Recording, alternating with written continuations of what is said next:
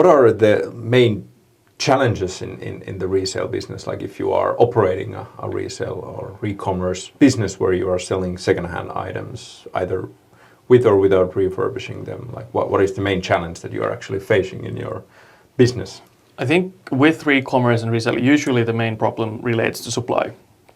So it's the supply of the good, like either it's like in the first place just acquiring the supply. In small scale, maybe less so, but if you try to scale the business to be something bigger, then acquiring supply in a forecastable, systematic way can be a challenge. So it's all about kind of where can you find the supply of the goods that you need in order to do one of those models, to sell secondhand or to refurbish items and then to sell them forward. Of course, if you're a big existing retailer or brand, you kind of usually have a supply of returning goods by default, because there's, depending on your industry, you might have like 5 to even 20% product return rates, and that is your supply for then reselling and all of these different models. Then there can be more mature markets, like with electronics markets, there tends to be also already aggregators operating in that market who are aggregating supply from various different sources and then kind of pooling it together and then selling it to a reseller. So for example, with phones, that is a quite established market. So that's the first thing, like where do I acquire my supply?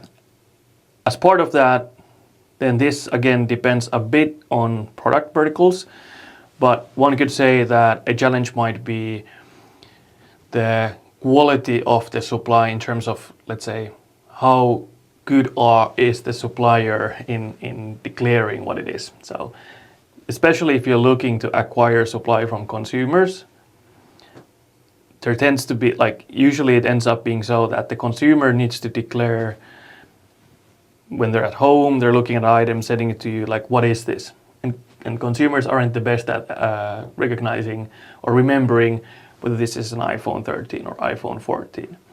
So this might be a friction point if you're running a resale model where you promise, for example, a cashback or some kind of discount dependent on the value of the good that you bring in.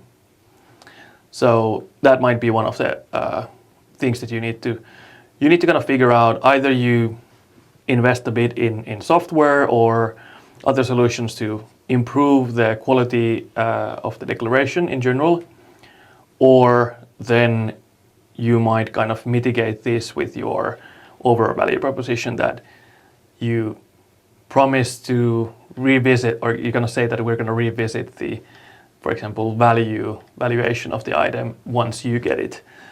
So your initial promise of $100 of buyback value can go down to 20 when you learn that it actually wasn't the iPhone, 15, but it was iPhone 12, something like that.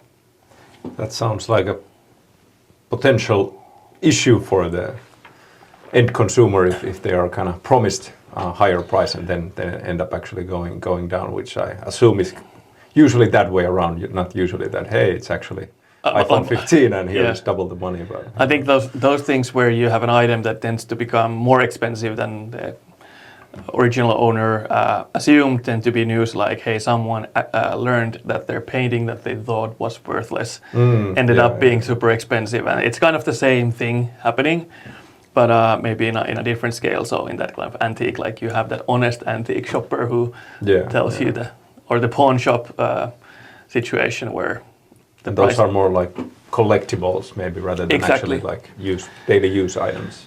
Exactly. But yeah, so those are, I think, the main friction points that someone might have that they look to then solve via software or then via other like operational models.